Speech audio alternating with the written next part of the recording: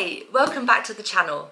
Today we have a very special guest, Patch from Scotland, who is my current workawayer, and he's been in Galicia for quite some time doing workaway placements, and I've had the absolute wonderful luck for him to come to Mushroom Manor and be a workawayer here.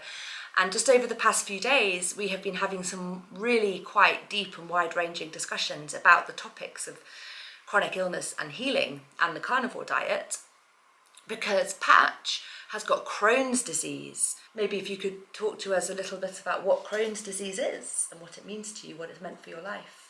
Okay, so hello everybody, I'm Patch. I'm here in Mushroom Manor on my journey, and I'm here to talk about Crohn's disease and what that's meant for me.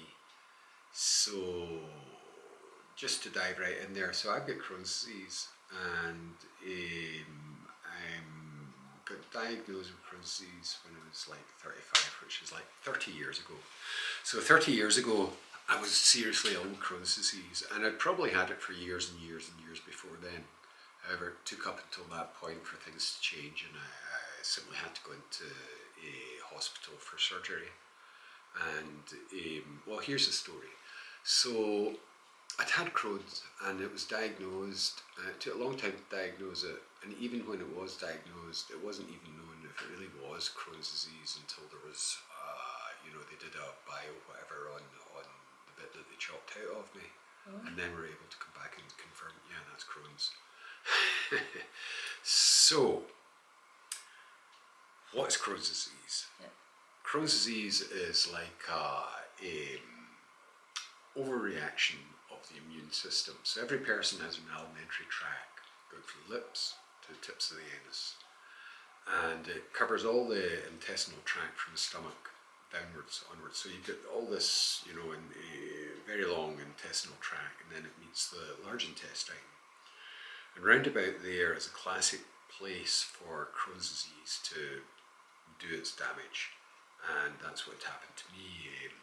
This repeated injury in the inside of the tract and scar tissue, they sound the fire alarm, the inflammation goes on red alert, and it totally overreacts and builds scar tissue upon scar tissue on the tract until such time that the tract can actually close up. So so it's not very pleasant, because it means that you end up continually vomiting because you can't digest food. Ugh. And then when the gateway opens, then it goes into reverse, and it's constant diarrhea. Ugh. And that's really not very pleasant. Day in, day out, week in, week out, year in, year out, and it's doing the stuff. So it really is, it's not much fun, it's really unpleasant. And forgive me for interrupting, but does that mean that you could die because you can't eat food? Well, ultimately, yes, and for sure. I mean, listen, your body just starts fading away. A person's body starts fading away. I probably went down to, 9 stone 8, 9 stone 10 or something like that. So it was a bit like a skeleton. It wasn't skeleton, but I was so skinny and thin. And today I'm probably about 12 stone, which is probably the right weight for me. And so there's a big bit missing, a big bit missing.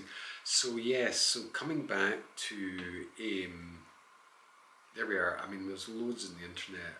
I can tell you what Crohn's is for me, but it's an overreaction of the immune system. It's inflammation in the gut, and I mean that's a big operator. I mean that is a big story, and maybe we can come back to it later on in the interview. Yeah, there's so many ways we could take this discussion. Yeah, isn't there? Absolutely. And we've been doing that over the past few days. We have indeed. But should we stop on inflammation? Yeah. Being, very, very common factor, perhaps cause of chronic diseases across the board. Quite simply. Yeah. I mean, all sorts of stuff. I don't know how it impacts on multiple sclerosis, but I would not at all be surprised if there was a direct connectivity between inflammation and MS. Well, it's an overreaction of the immune system, and what's being attacked That's different to Crohn's. It's not the gut, it's the brain. That's what it is. And it's scar tissue, and then your nerves fail. So it's the same thing, but a different part of the body. Okay. And no one knows really what triggers it. There's many theories, many theories. And some of them are very persuasive, but there's no one thing that explains all cases of MS. Well, that then is similar to Crohn's. So Crohn's like this. One of the things about Crohn, what is Crohn's disease? Why did I, make a friend? Why did I get Crohn's disease? So one of the things is that there's a hereditary connection. So somebody with Crohn's disease, 25% chance that they'll pass it on to one of their children. So that's there. Another thing for me is, I know there's been a lot of discussion about the MMR vaccine for children who are young. And, I look at all the vaccines that I got during the 60s when I was growing up. And I would not at all be surprised if the MMR was a direct thing about just messing with a growing child, a growing boy's immune system, and that being locked in. So that's another thing. Diet's another thing. Lifestyle's another thing. All that sort of thing. Crohn's has really, gone up exponentially since the 60s throughout the world. Numbers of cases. Yeah. Same absolutely. with MS. Absolutely. It's on the rise. So it's, even although it's a uncommon ailment, Crohn's, and there's also all sorts of colitis, and but so many. Now I meet people from time to time who can relate to the experience that I've had, that I can relate to, and so it's not uncommon. It may be, but it's there, and there's many people have have this disability, and it's a disability. I mean, you've told me about your experiences and the kind of, you've given me some moments of insight into the kind of life you were forced to live because of Crohn's, and your story of jumping over the fence on the M4 to have to go and relieve yourself. Oh yeah. So that actually happened. So I had this operation. After the operation, so they chopped out of me. It was quite a common operation. They call it a resection. And that's where the intestinal tract meets the large intestine, and the appendix is in there as well. And there's also a muscle at the top of the large intestine. So that bit got chopped out, and it was diseased. And then they resectioned the bit. They sewed the other two bits together. So coming out of going into the recovery, and medical advice, if you like, was so your stools will be a bit loose and it'll get better over time.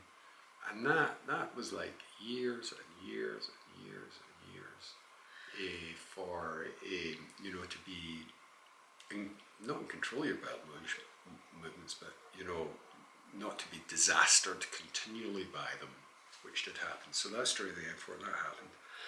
So there I was, living in Aberdeen. It was Aberdeen Royal Infirmary. I had my operation, and I was living up there, and I was working down south. So I'd get the plane down on a Monday morning or whatever, and there I was, and I guess a hire car from Heathrow driving along the M4, going to whatever it was, the meeting, and just being right, I need to go. So I'd have to stop the car, get out the car, scramble up this embankment, clamber over this barbed wire fence which ripped the arse out of my trousers.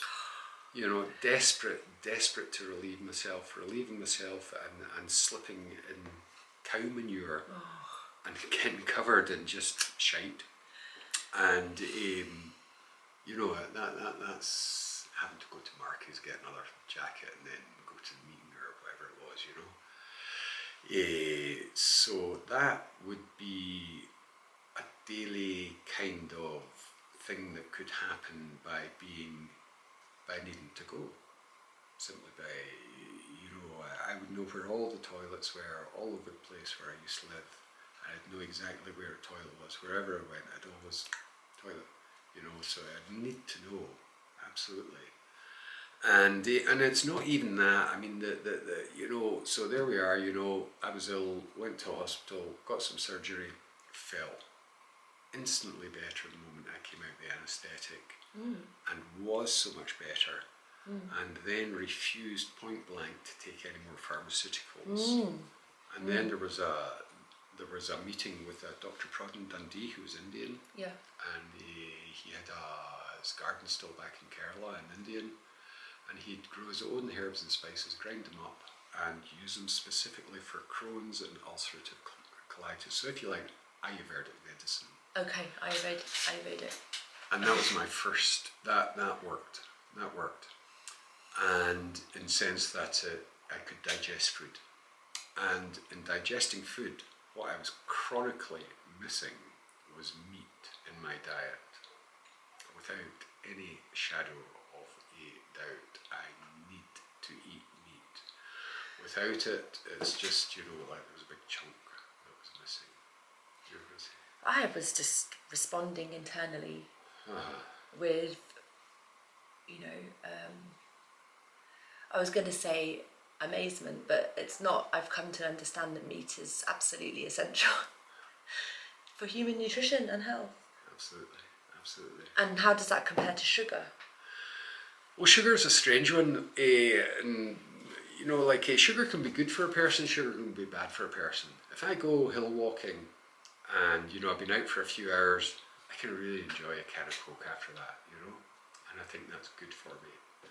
However, if I'm suffering from a Crohn's, when it's making its appearance, which it does do periodically, it comes back up and then it's there for a few months or however long, in various degrees of severity, I can eat sugar because I'm not getting any energy into my system. So I eat sugar, I eat bread and jam, I eat chocolate, I eat whatever, And now I don't actually, because I just know that too much sugar into my system is just messing with the bacteria and the gut biome. And it's inflammatory as well. And it's inflammatory as well. And so that whole kind of my Crohn's coming out, being active, me feeling bad about it, being stressed about it, sending whatever, the cortisol, whatever it is, back into the, Which is further inflammatory. The stress is further inflammatory. It is further inflammatory. And then being in that loop. And then being aware that I'm in that loop, and how do I get, what are my options here? How do I get out of this loop? So the Ayurvedic and also meditation is key. Yeah, you were saying, For what I found. So way back then in the 90s or whatever, I met Jane, who was a healer for my, in my book, An Authentic Healer. And we did some stuff, and she was like that to me. It was her that gave me the message. Look, meditation. And I'm like, aye, all right, meditation. And if you want to learn meditation, she advised me to go to Buddhist. So there was a Buddhist retreat in Scotland, Danakosha, and I went there maybe the year 2000 to do yoga and meditation, because the meditation that was being taught was simple breathing meditation. And okay, so there's loving kindness meditation, and there's endless amounts of different meditations. For me, I just stay with breathing meditation. To this day, I still just stay with mainly breathing meditation. And so, even in a moment of stress, if I just take 2 minutes to just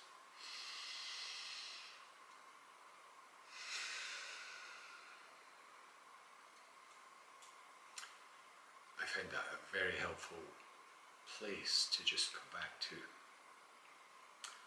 And so for meditation's right up there in terms of, how does a person heal?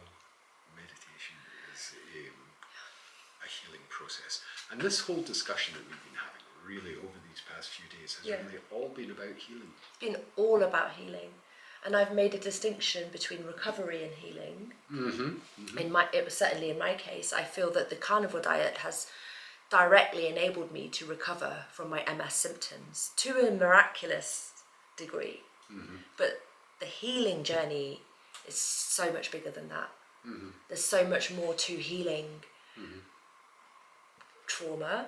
The trauma that may have led to chronic illness in the first place. I believe most humans have some form of trauma. Mm-hmm. I think it's a traumatic world, Oh, for sure. to be honest. Yeah. More so now perhaps than, well, I don't know.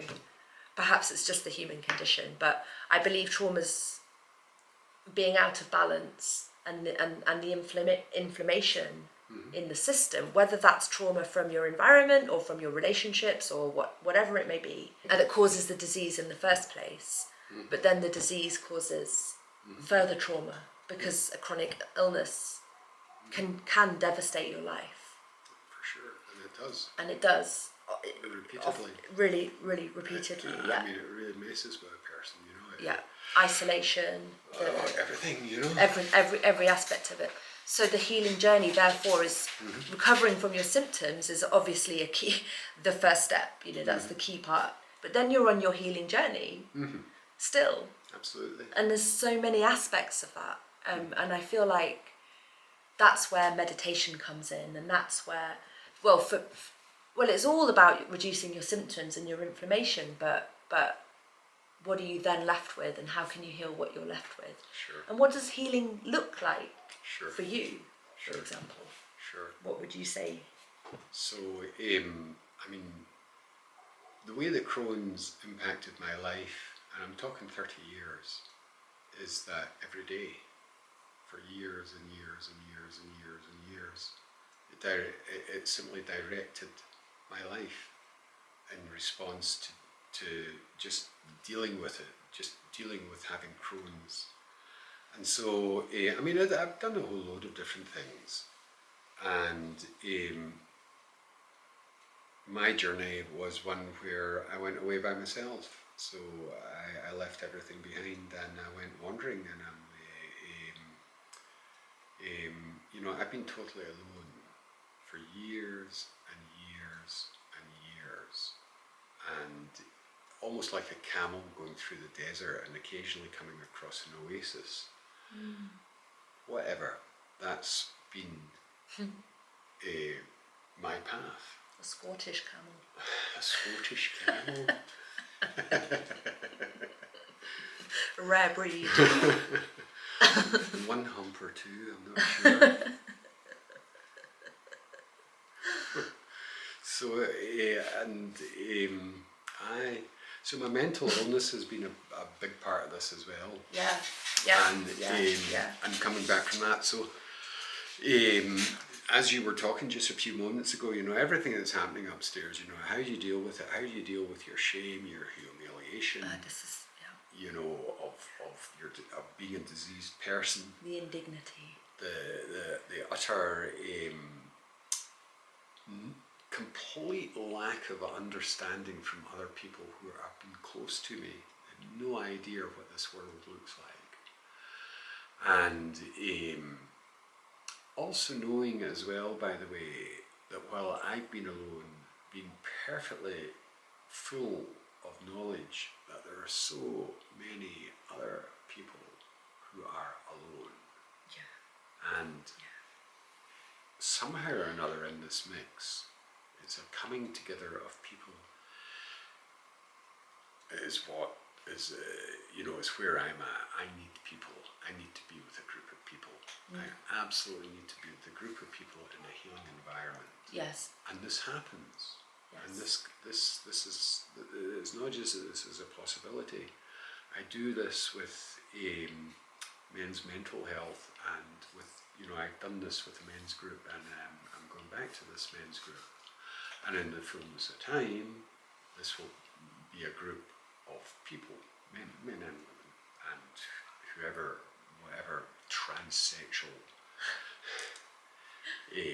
parts of the cosmic kind of rainbow are in that space will be the place that I'm part of, and I want to... Just all human beings healing. Healing, absolutely. Absolutely. So if that's not too much of a mouthful, that's part of all this sort of thing that's going on with me. I mean, it's lovely that we've met, because as we've been discussing, you know, I'm in that place now as well. I feel like my healing journey has reached a place where I know that what will take me to the next...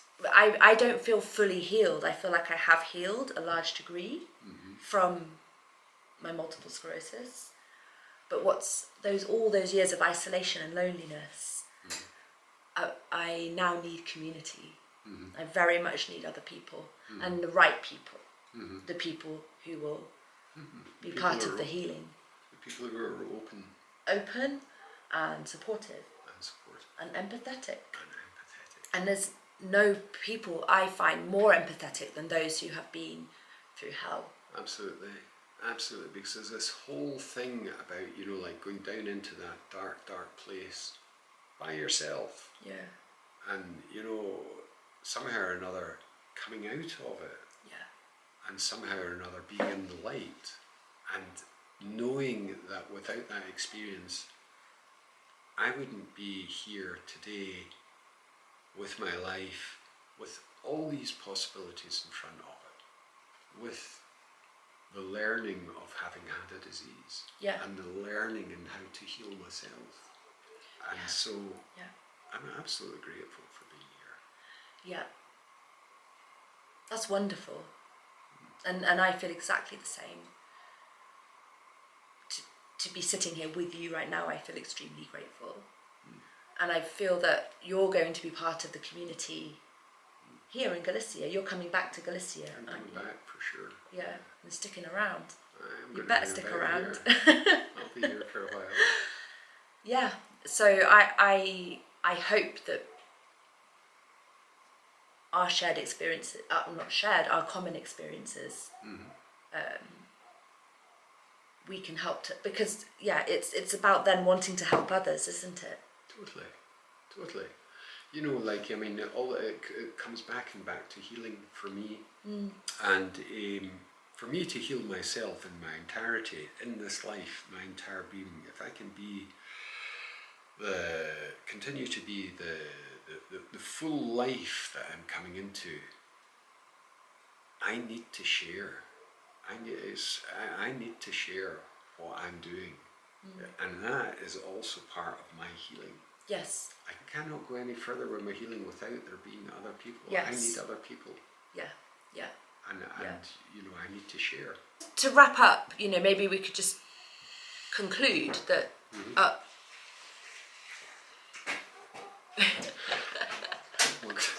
And here's Filippo. Here's Filippo, or Marco Polo. Hi. Hi. They're all together. They're all together because I'm recording. Are you working? We're recording a video, but the dogs would put them all outside because they were going to make a noise. You're recording now? You're Recording right now. Oh, okay, nothing. You can say hi if you want. Hi. Hi. I stay or have to go? No, you can stay. Oh, It's okay. fine. Please stay. Do as you like. Filippo was calling Yasmin Shirley Temple. You can't remember her name. It's just like, oh, you know, the lady Shirley Temple, because it's Elon Musk, Stanley Kubrick now, and Shirley Temple, okay, and he's Marco Polo. Okay. This is got a bit crazy.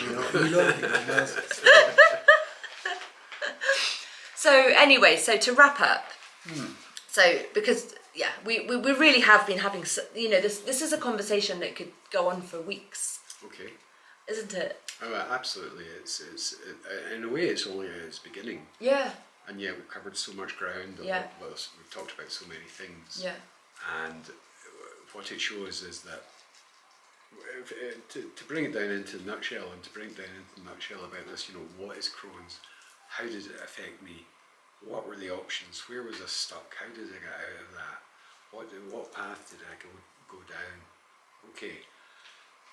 And yet here today, I think what we're talking about really is everything's possible. It doesn't matter. We can all heal. Yes, and I think the main point I want to extract from all of this is that is outside of the pharmaceutical industry. It's totally outside of the pharmaceutical The options that are there.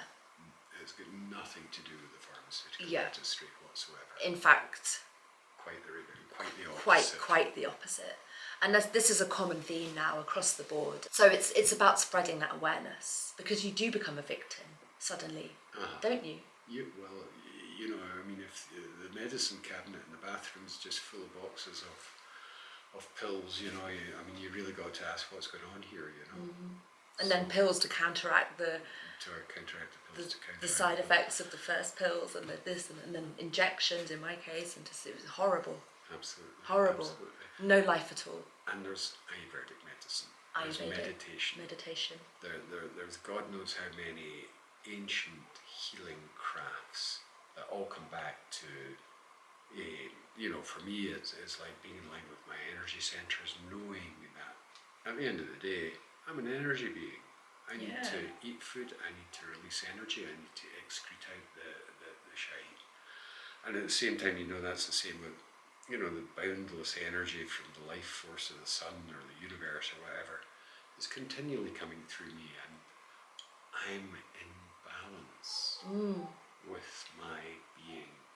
And this is how I feel deeply that I'm in a healing journey.